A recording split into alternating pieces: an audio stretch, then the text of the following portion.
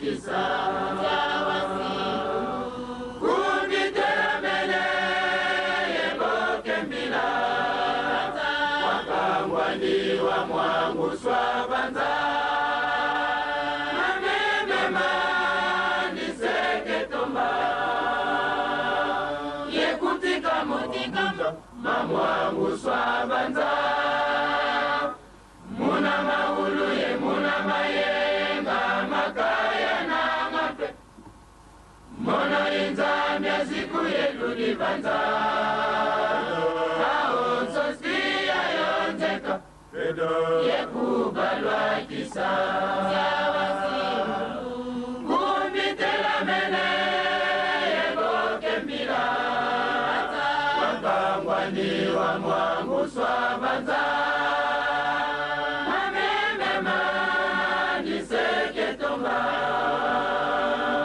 yekutika mutika mamwangu swabanza muna maulu ye muna mayenga makaya na ngape mona inzamya siku yelu libanza aonso siya yonzeka yekubalwa kisa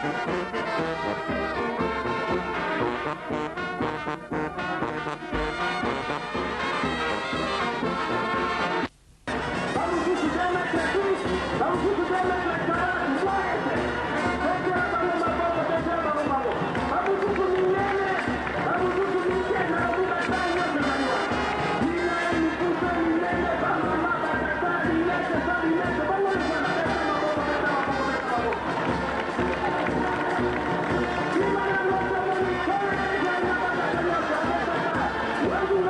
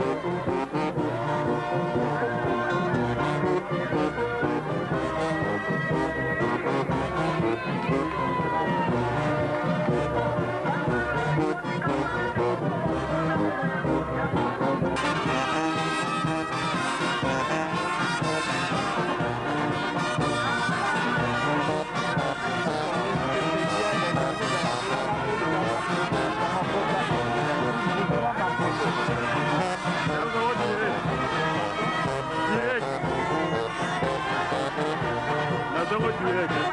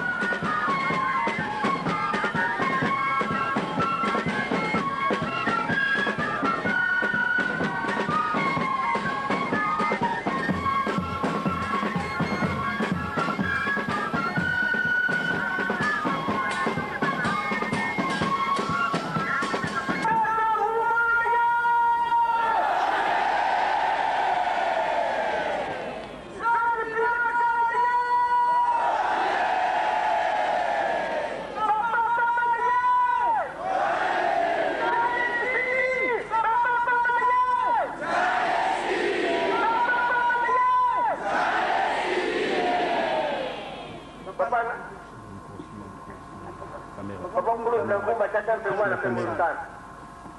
omoni ndenge bana na nyumba ye baba se na tamba bade tolela biloko mibale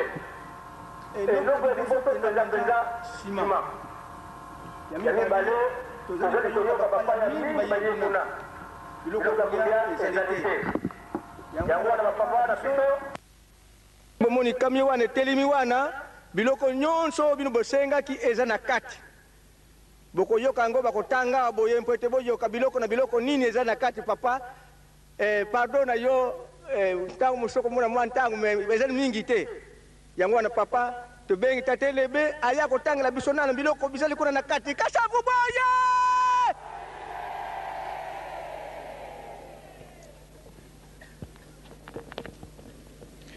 na kombo na tata mwana mpe molimo mosantu saki sambo ya loso ya monene saki ya madeso misato ya minene saki mibale ya mungwa ya minene saki moko ya sukali ya monene karton mitano ya makayabu ya minene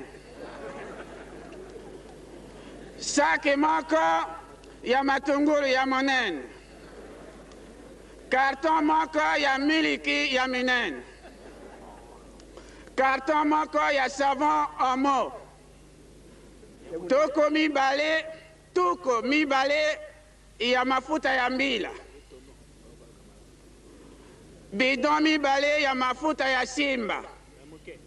ya monene boite moko ya mafuta oya malamu ya livio boite mine ya miliki ya minene kazie zomi na moko ya masanga ya sukali ya minene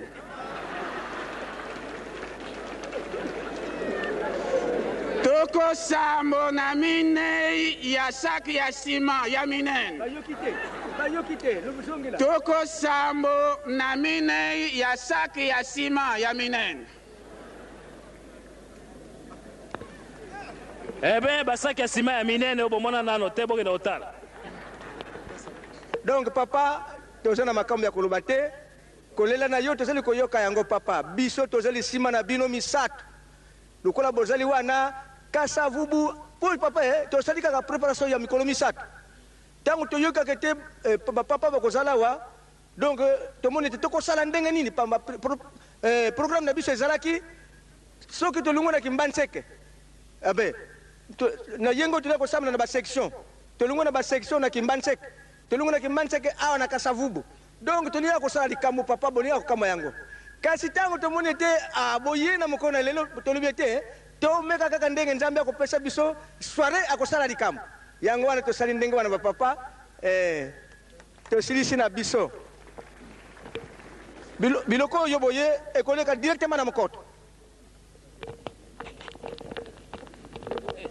bon etikali mokolo ya poso tokotala matete soko asiliki ndenge nini epi na kimbanseke toyokaka asalaka makambo bo bapapa bazalaki te ifo totala na kimbanseke soko basalaki nini tokotala nano moko na yenga epi na matete tokotala po toyokaki kaka na sango o na kimbanseke bamemaki soko tolo moko soko bamemaki nini o na matete ale fliki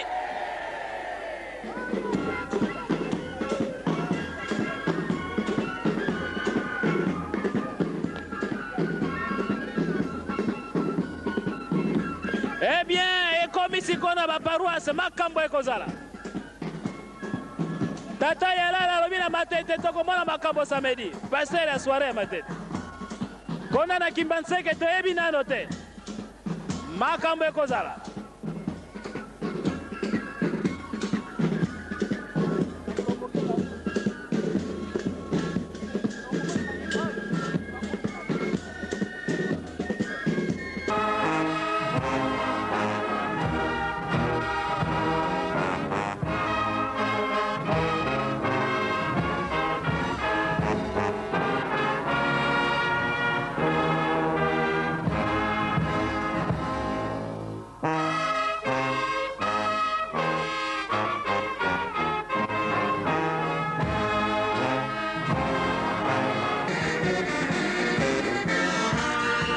Nkumbi ya tata mwana Pierre Musantu Kimbangise oye. Kinshasa oye. Kinshasa oye. Vraiment na sepeli mingi ndenge maboko bopesi tangu tozala kina nkamba. Namoninde solo bokulinga kabisu. Mpamba te ndenge namoni banda ba jeune, ba mama, ba tata. Ndenge musala musali kwa te botindira kabisu biloko kolia. E sali bisu isengo moko kusekana te. Na pesi lungoni mingi na batata passer na tina musala binu bosali lomibusani mpate bolada papa simo kimbango ba mama batata tozali kokende nazali kokawa mutabobe a papa le 30 juin akujwa diplôme nakujwa diplôme wana nani ezali kama moko kusekana na yango te nakujwa ngai diplôme na mutu te kasi ntina ezali pabate banda le 30 juin 1960 le 30 juin 1990 namoninde to sali 30 ans depuis bisu to sali indépendant et misu nangai mazal ko talaka mato nangai mazal ko kaka tata passer yalala ateibiso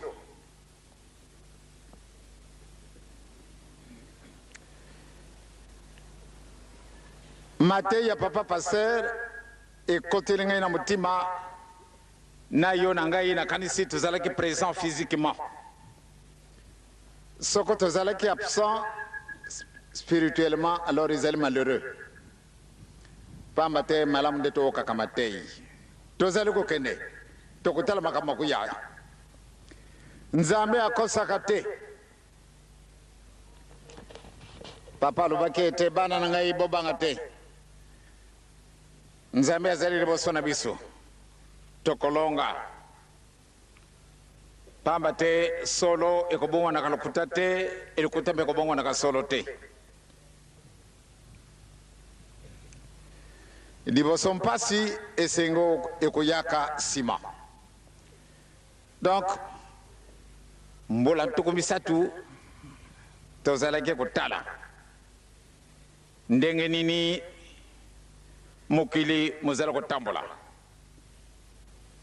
ndenge nini biso to bibengi ete to bandimi ndenge nini tozala kotambola donc le 30 juin nde tokomi na conclusion les jeunes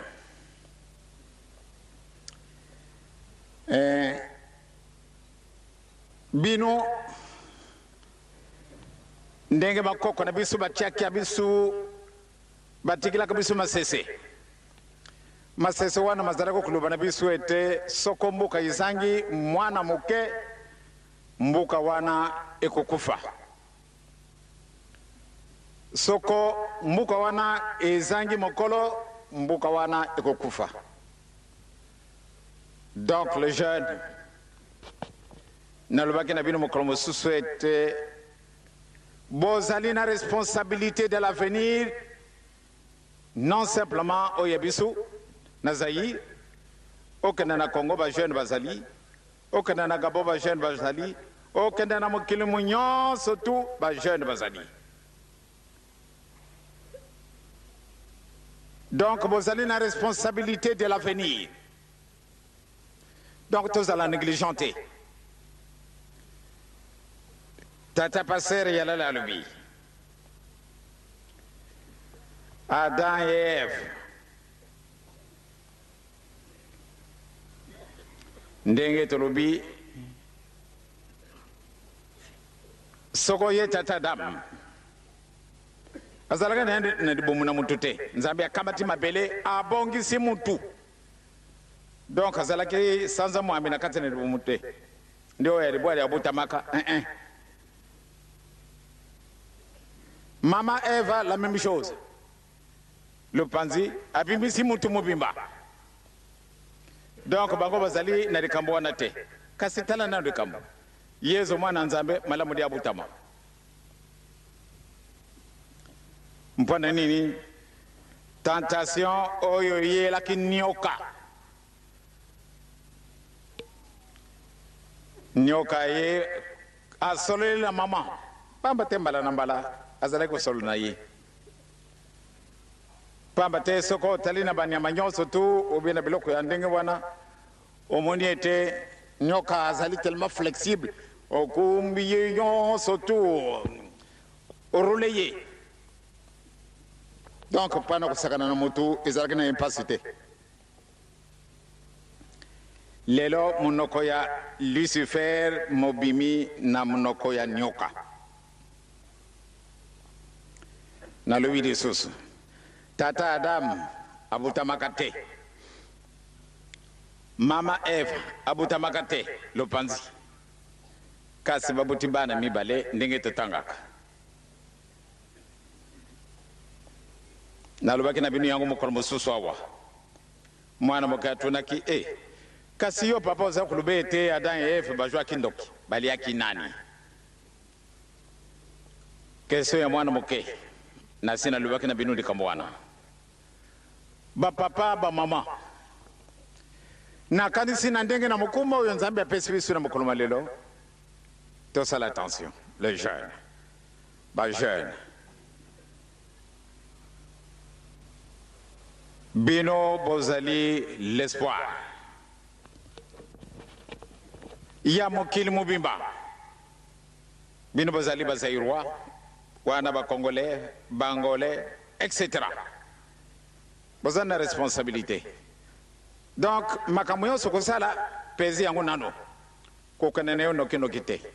il faut peser ce que vous devez faire ce que vous ne devez pas faire parce que na mokolo malelo ndenge tozali komonenaka soko tozali na nzambe te nempasi mpona nini biso tozali kokendela kaka bikendela tositoki tata Adamu na mama Eva basali lisumu bamimoni nde bazalaki bulumbu ndenge nini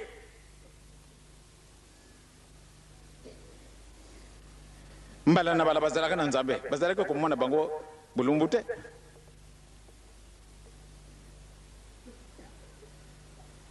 kasi sikasika bamoni ete bazangi elamba mpona nini babebisi soko tokiti mpenza makasi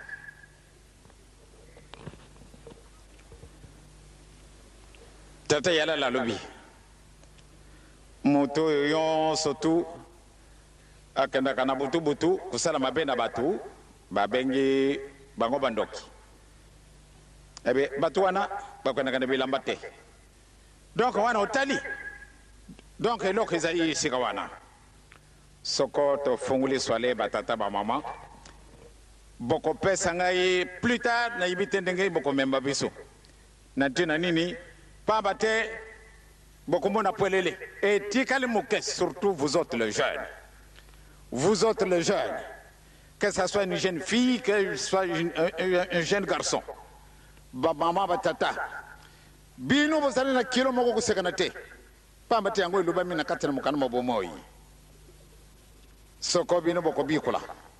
soko bokobuta ngumba nakanisi préparation yango oyo tozali kosala tokozala surpris tata yala alobi ete la première, deuxième, troisième, jusqu'à quatrième génération et après. Donc, de Kamouan et Zalgoudjilayo. Et si Kanyon, surtout Batonamayele, la fois passée, na Joaki, ba professeur, ba université awa, ba yaga au talabes qu'on a en Kamba. Mais un professeur qui a fait ses études, toutes ses études en France, et qui donne cours à l'université de Rouen, en France. Il a déjà donné cours 11 ans. L'année dernière, au cours d'une histoire, eh bien, il devait leur parler de l'histoire de la France. Tous ces étudiants, attentifs qu'ils étaient, après l'avoir suivi, attentivement dis-je, et quand il avait terminé, il n'y a personne qui a applaudi. On lui a choqué par un langage en disant, mais vous êtes africain et vous êtes vraiment des malheureux. Pourquoi venir nous parler de ce qui concerne notre pays? Et vous n'avez rien à nous transmettre, venez de l'Afrique. C'est une honte. Et toujours vous venez perdre notre temps en parlant de Napoléon, vous parlez de n'importe qui. Mais ce ne sont pas des gens de votre pays. Parlez-nous de votre propre pays. Vous êtes des malheureux. N'est-ce pas une injure? Eh bien, ce professeur, lui, il était choqué aussi, parce que devant plus de 1000 personnes qui l'attaquent publiquement, alors les étudiants noirs, ils ont dû se croupir pour éviter qu'on les voie, parce qu'ils avaient la honte. Eh bien, ce professeur, nous l'avons reçu en Kamba, et il a terminé par me dire, papa, j'ai commencé à chercher depuis la France. Je dois nécessairement quitter l'Europe parce que j'ai étudié réellement chez eux. Et je leur ai donné raison. Mais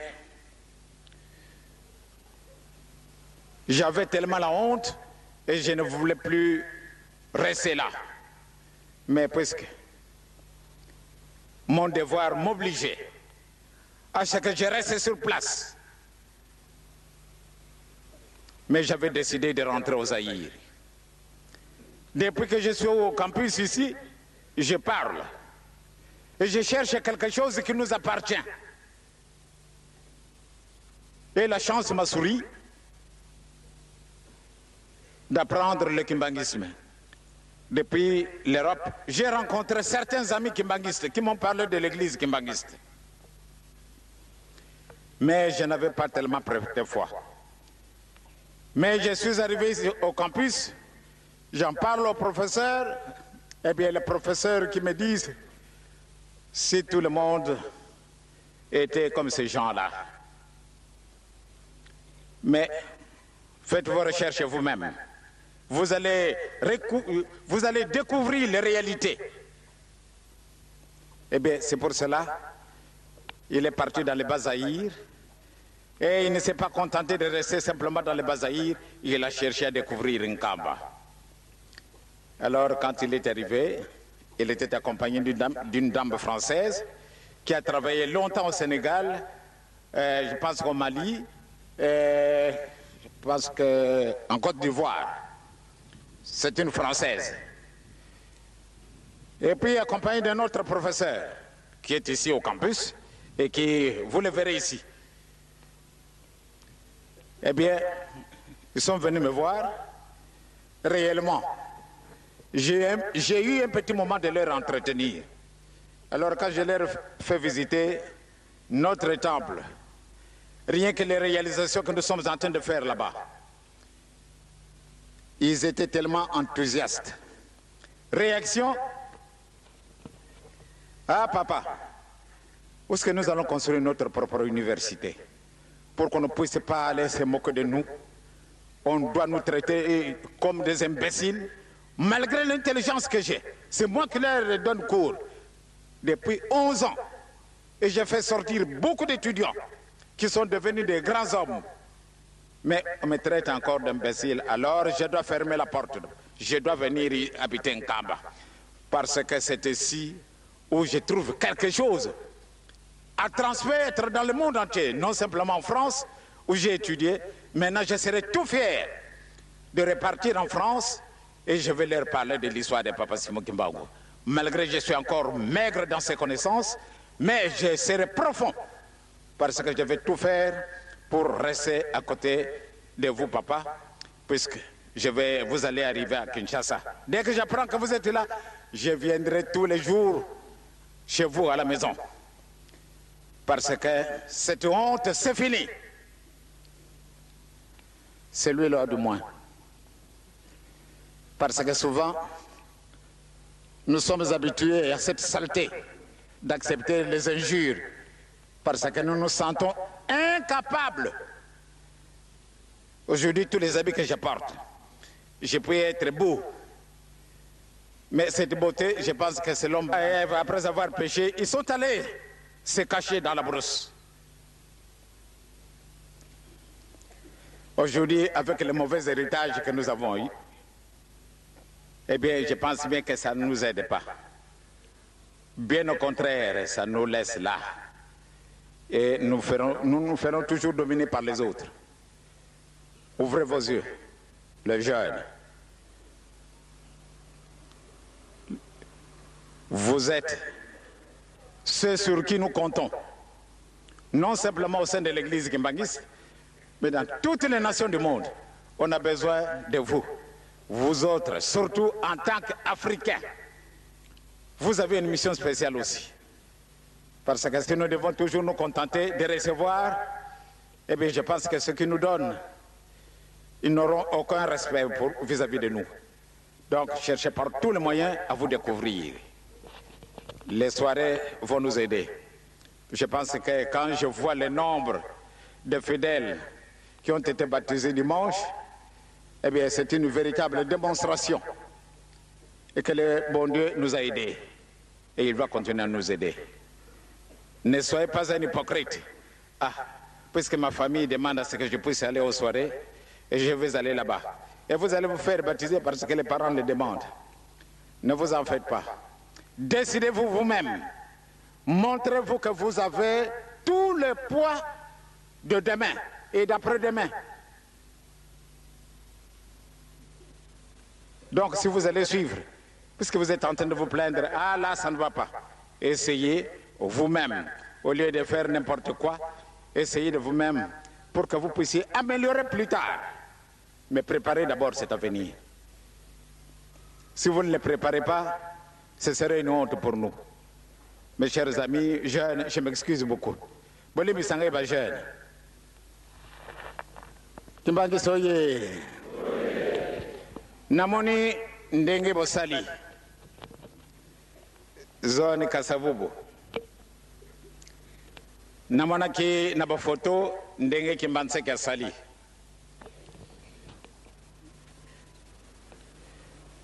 Eh bien, vraiment, na paix si binion tulungonia. Mokoloma poso tokozala na matete. Mokoloma yenga tokozala na Kimansek. Namoni pwana Simon. Simon wana soko ke na kamba mokoloma lelo ke noko sepela. Pwana nini? Tokoko kutikala toujours boyote. Ah, kasimbuka ngo babengi Jérusalem yasika. Ba mundele bango bayendo. Il y a solo c'était ici où se trouve le siège du Saint-Esprit. L'homme blanc nous le dit. Mais atambola mbuka poto poto na poto poto. Wana zama malamu. Bango moko baza kuluba na biswete I mais bino bozal ko sala kaninga mususu. Nalobaka yango. Ngai pena tunga ki Rome. Pambate banda 1934. Na kota ki kalas. Eh bien, na poso moko moko, il faut na pesa 6 francs. À l'époque de 1934, jusqu'à na sirisaki kalas nangai, toujours chaque semaine 6 francs. Papa kulutu soka pesa ngaite, moyen piate, pamba tena zer kusalate. Kasi il faut à pesa 6 francs chaque semaine. Ce qu'on appelle, c'était, allez, va soustraire plus au point. kasi wana ezalaki obligation kasi na biso tosengi moto moko akanisa mbanza ezali mbuka nani mbuka ya nani nani akutungila biso yango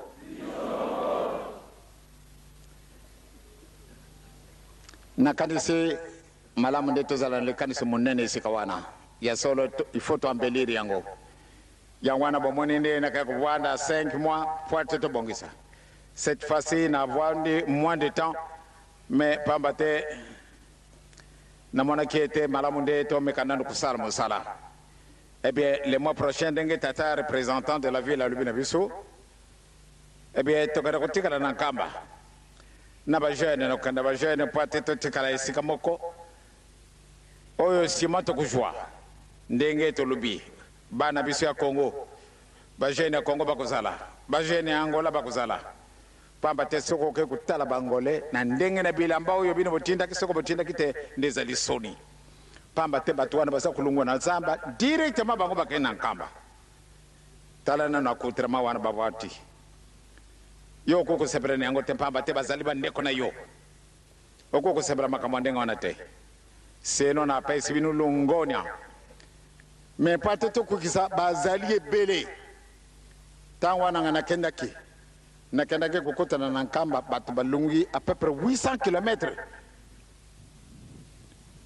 pene na frontière ya Lubumbashi na Makulu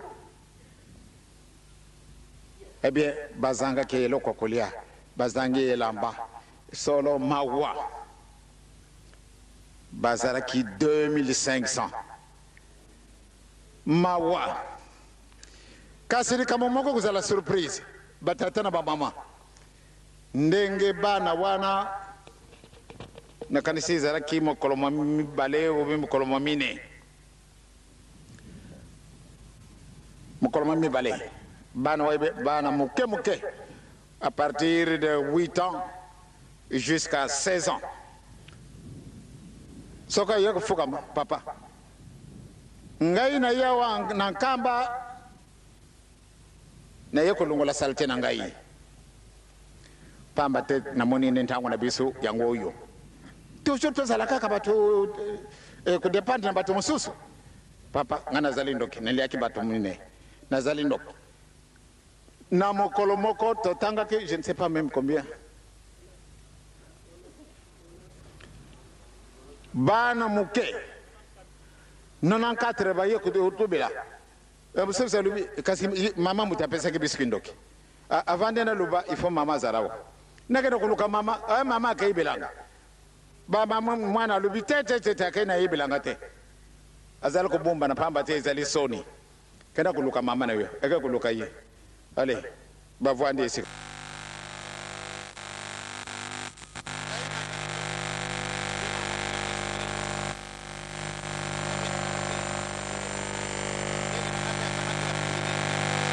leke wana pe akamati oya suka mama wenga na sala kananga ndokite ndio biso to kujunga risusu prisonnier ya batu te okana nbana moke to kujunga risusu prisonnier ya batu te to sito lemba to zali na ndoki to zali yoko mema kabiso na bitotolo na biso e kasina pate telunga na mboka na biso to yana makulu e bitotolo wana avion na yo yango kutambula mukoloni to mana lukula bamundele basaraka papa banda lelo toboyi ale yo mama lungula pendo kinayo mwana ngai ngana pesa kendo mama kulukela ngami ndondo teseno na kusilika pardon ya solo ngai mpe mama mutapesa kingandoki bana wana balubi cette fois-ci fini to lingidi susute ndeba continuer kudominer biso na bato mususu bana wana soko balubili kamwana ezali kamumoko kusakana te lobi tangu tuzali kuya baze kokotaka na nkamba yangola ba mama batata pana kulatisa bato wana tolembi ya soro tuzasa bato wana bana wana na ndenge na position bango bafi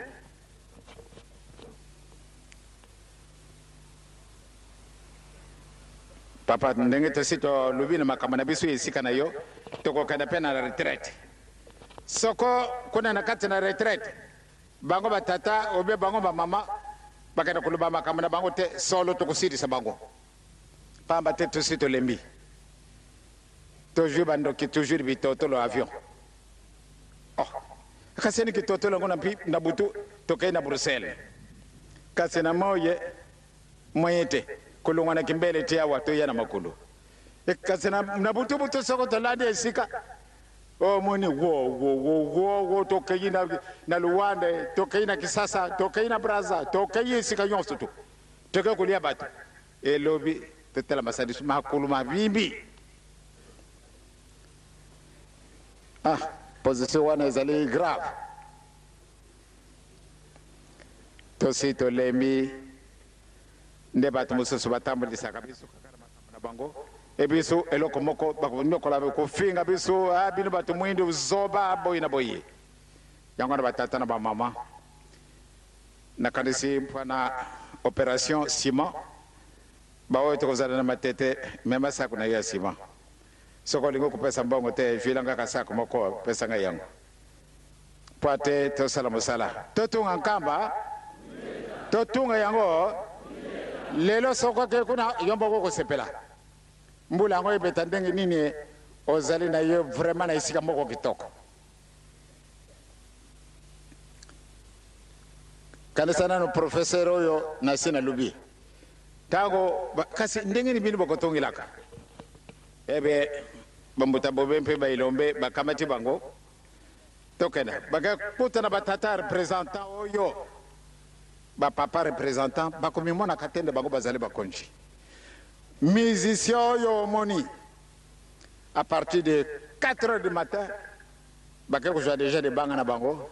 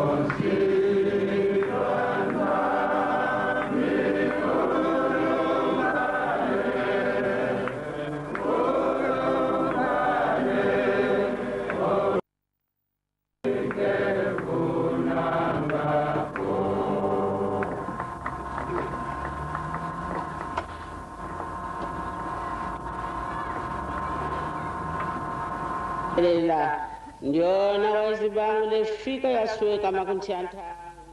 nani wazayadio vobeto mpetu denda bikwa tubantu tubanani tubivanga bange tata nzani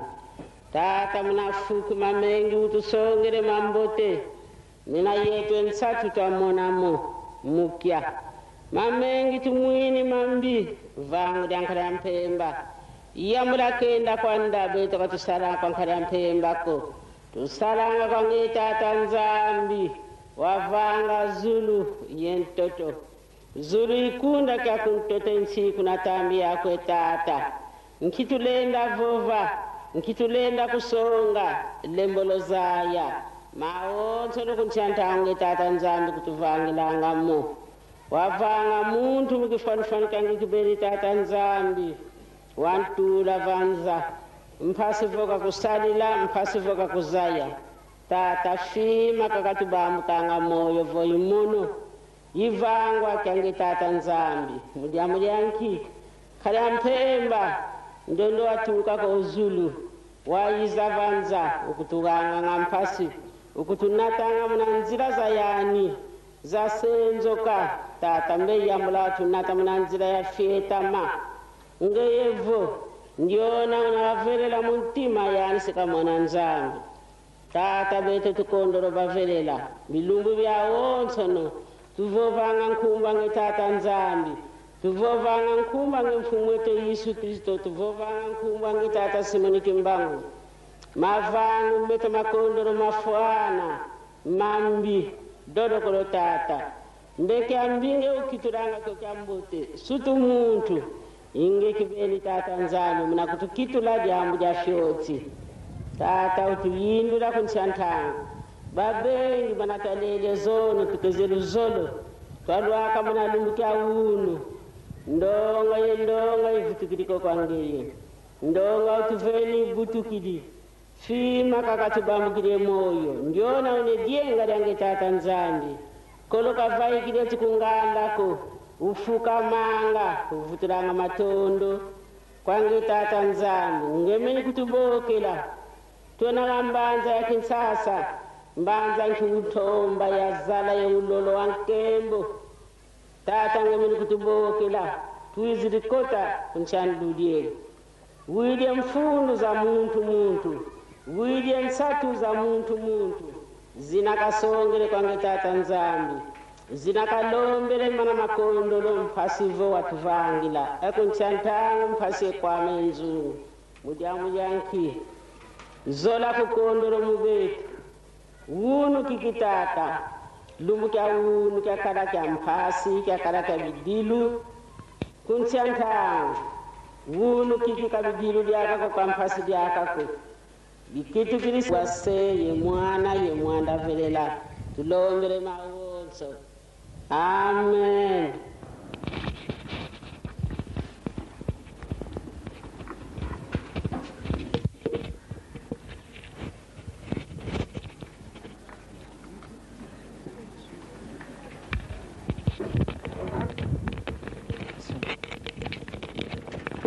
Mutanga Zembo ya Davidi ya Tuku Zembo ya Tuku Mwambe Namita Somme de David 85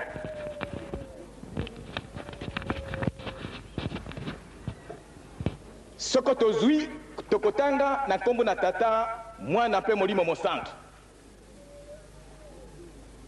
Yahweh yo osalaki na boboto mokeli na yo olongolaki mpe Yakobo na bombo olimbisaki bokesene na bato na yo olongolaki masumu na bango nyonso olongolaki nkanda na yo nyonso obongwi na nkele na yo makasi bongo na biso lisusu nzambe na kobika na biso mpesirisa nkanda na yo epai na biso okoyoka nkele epai na biso seko na seko nkanda na yo ekoumela kino mabota na mabota okobikisa biso lisusu te ete bato na yo basepela epai na yo Yahweh monisa biso boboto na yo mpe pesa biso kobikisa na yo nakoyoka oyo ezali nzambe Yahweh koloba zambi akoloba mpona kimia epai na bato na ye mpe epai na bayengebeni na ye kasi ekoki ete bazonga lisusu na makambo na bozoba te kobikisa na ye ezali penepene na biso na baoyo bakobangaka ye ete lokumu eumela na mokili na biso boboto mpe sembo bazali kozwana boyengebene mpe kimia bapesani mpwempwe sembo abimi na mabele mpe boyenge bene akotala na nse longwa kuna na lola yawe mpe akopesa oyo ezali malamu boyenge bene akotambola liboso na ye mpe akolakisa nzela ekolaka na matambe na ye. Amen.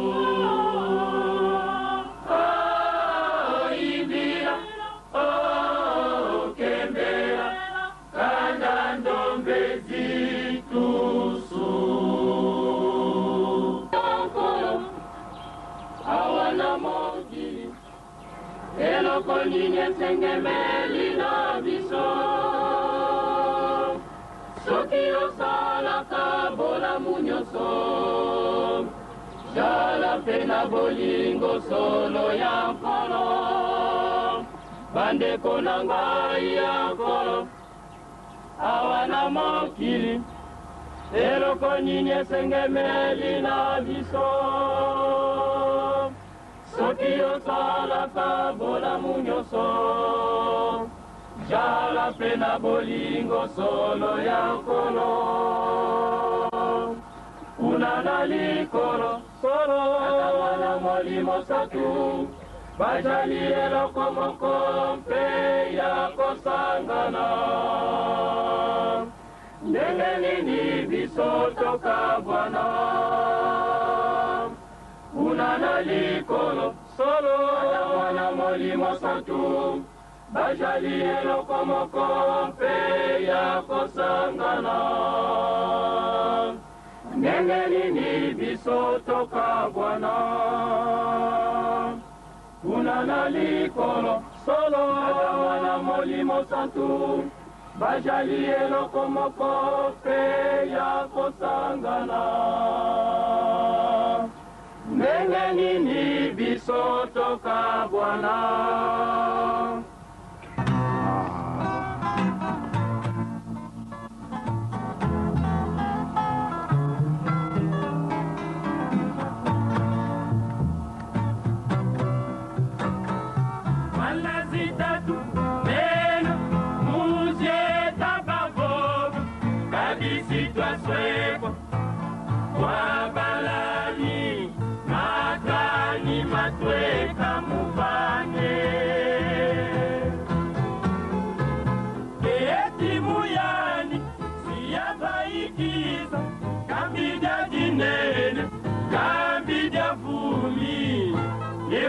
Makanda momanza si makuluzwa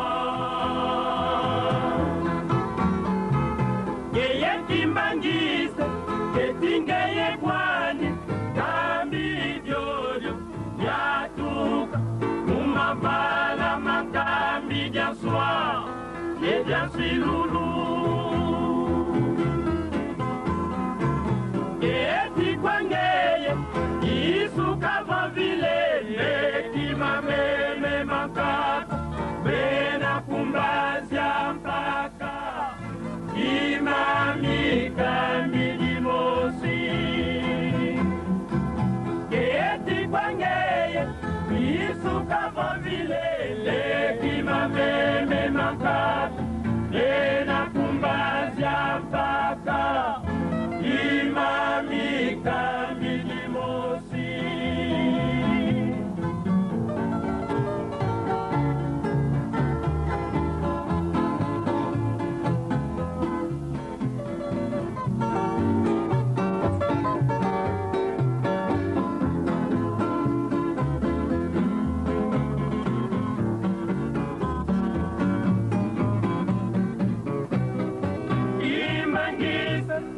saya kwa kumbe umwinda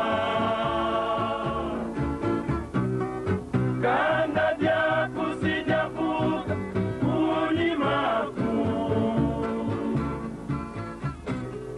kokovia vyanza sijadiwa mbutukuni maku kasi saya kwakwe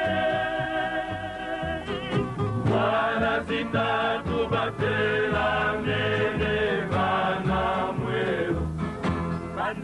miketi beno ya kwila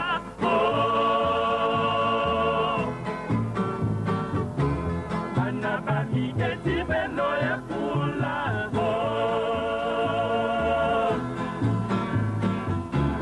anaba miketi beno ya sola empuma kumada tumubala kojabile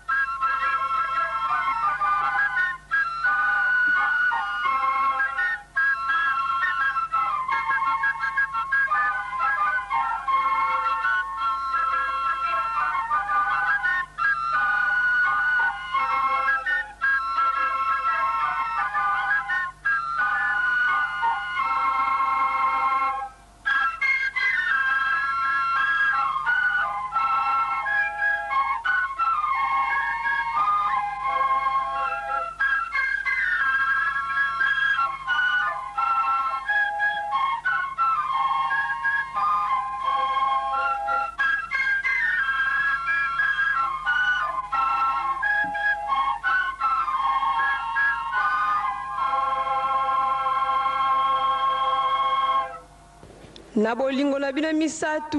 nzambe atata kisolokele nzambe atata dalungana nzambe atata diangenda kuntima ya bosengi tondi bino botondi pamba te mawa na bino ezali monene kati na biso batu ya masumu bobatelaki biso banda kobotama na biso malgré mabunga na biso kasi botiki biso te bokomisi biso tina mokolo ya lelo le 30 juin ya 30 ya yo papa mfumu alongo ya silence totondi yo mpe tokumisi yo nzambe ya mawa nzambe ya bolingo nini nakoki koloba liboso na bino basatu ya bule ngai ko moto ya pamba nazangi mayele papa papa papa tosengi liboso bolimbisi kati na mokili mobimba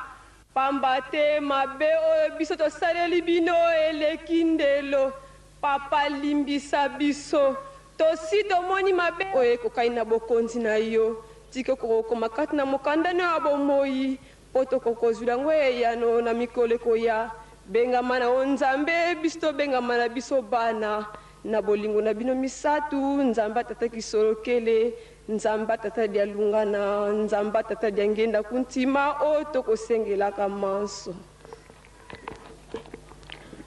lokombo la papa talona lalesambi nyuma kololo papa losaka akatanyishe hotelo kawonya papa parado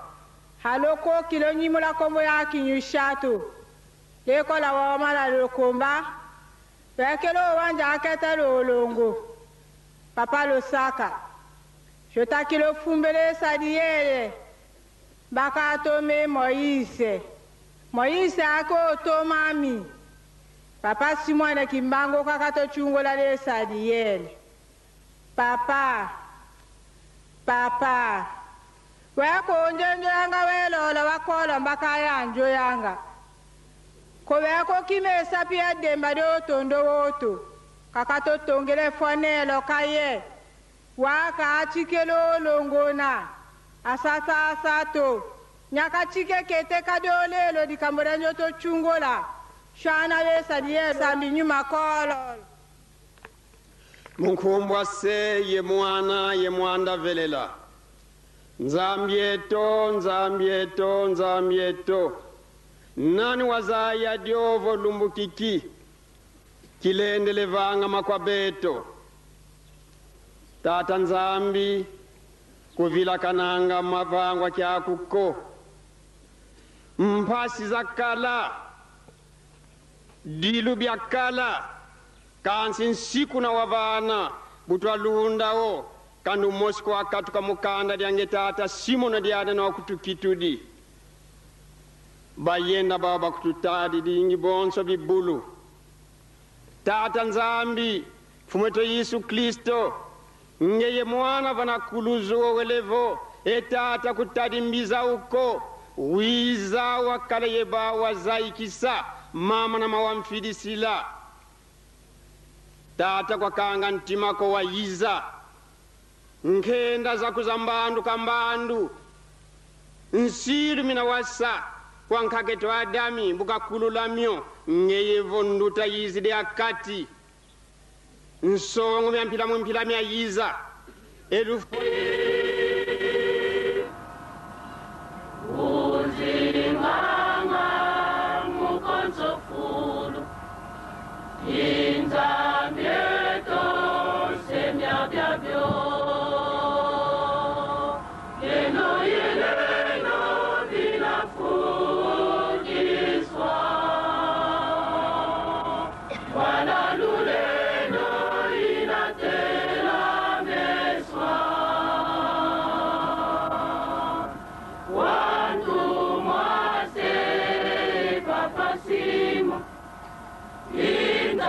Yeah.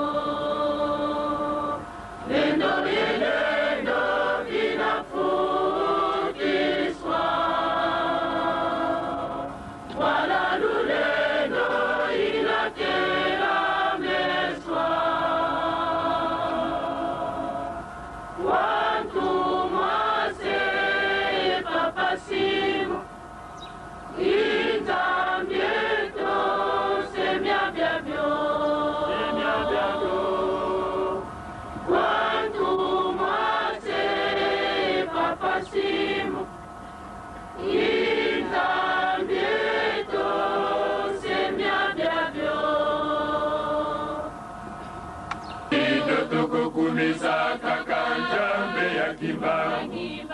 njambe ya bakoko, njambe ya bakoko. Bayuda Abrahama bakokumisa kayono koso mwindo nane, yoko kumisaka kabelanga kimbangu, yebakali botanayo etikala kasiba umba botamaso nana bikisiyo kabelanga kimbangu, ochalaki na libulu limbangwa bibisiyo okomipe na lolendo, lolendo wana ezali kozongisa lolendo wana ezali kolongola itisa motema tosaka kimbangu apesa yo mayele yokosalela makamwisi na mokili itisa motema tosaka kimbangu apesa yo mayele yokosalela makamwisi na mokili ozalaki na libulu limbangwa bimisiyo okomi mpe na lolendo, lolendo wana etali kozongisa lolendo wana etali kolongola itisa motema tosaka kimbangu apesa yo mayele yokosalela makamwisi na mokili itisa motema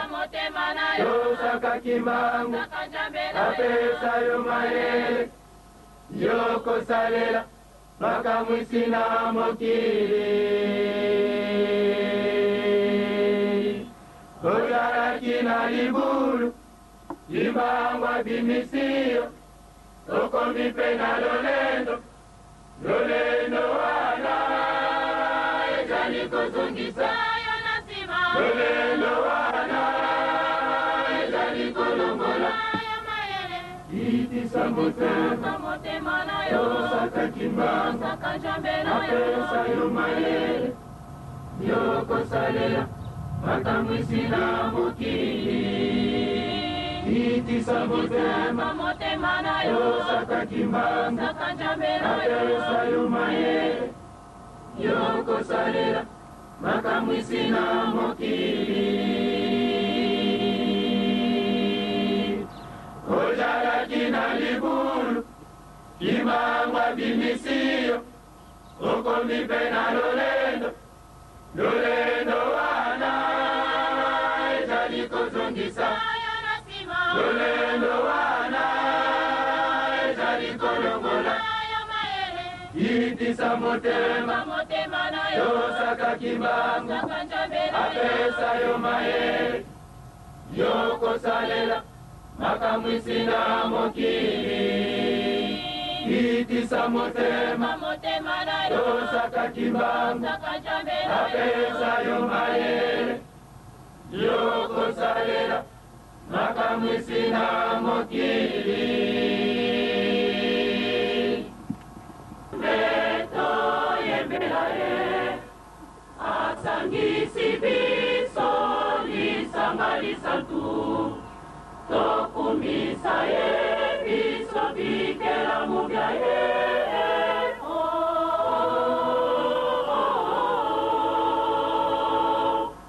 bandimi boyemba kembo aleluya njembo ya lobiko obileko biso otosipe bolingo mibeko pe misala boyokani ya motema liku